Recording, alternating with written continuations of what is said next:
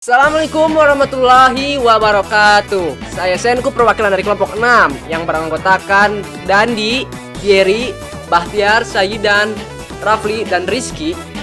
Di sini saya akan menjelaskan materi tentang dinamika persatuan dan kesatuan bangsa dalam konteks NKRI pada perkembangan penegakan hukum di Indonesia. Oke guys, cekidot. Yang pertama, pengertian negara kesatuan menurut para ahli.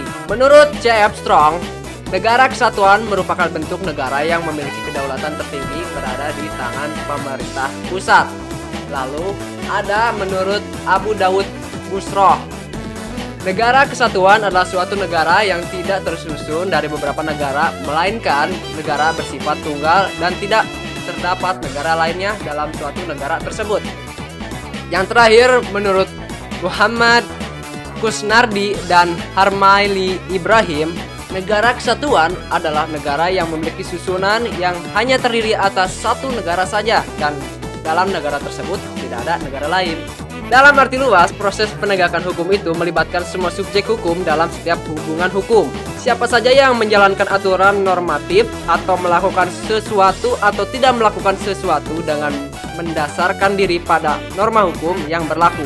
Dalam arti sempit, sebagai upaya aparatur penegakan hukum tertentu untuk menjamin dan memastikan bahwa suatu aturan hukum berjalan sebagaimana seharusnya. Dalam memastikan tegaknya hukum itu, apabila diperlukan aparatur penegak hukum itu diperkenankan untuk menggunakan daya paksa.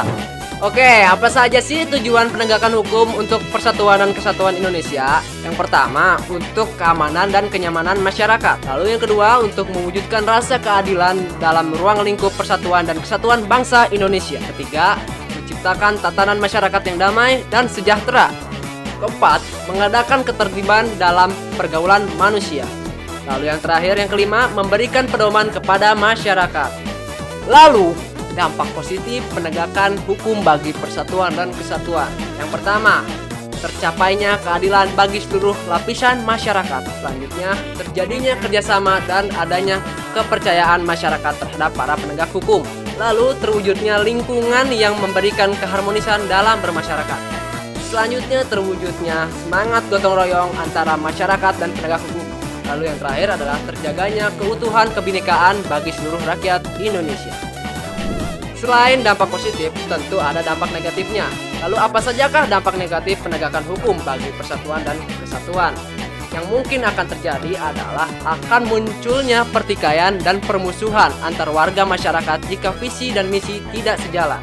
Lalu, perpecahan bangsa karena setiap individu merasa memiliki kepentingannya sendiri dan semakin mempedulikan kepentingan orang lain.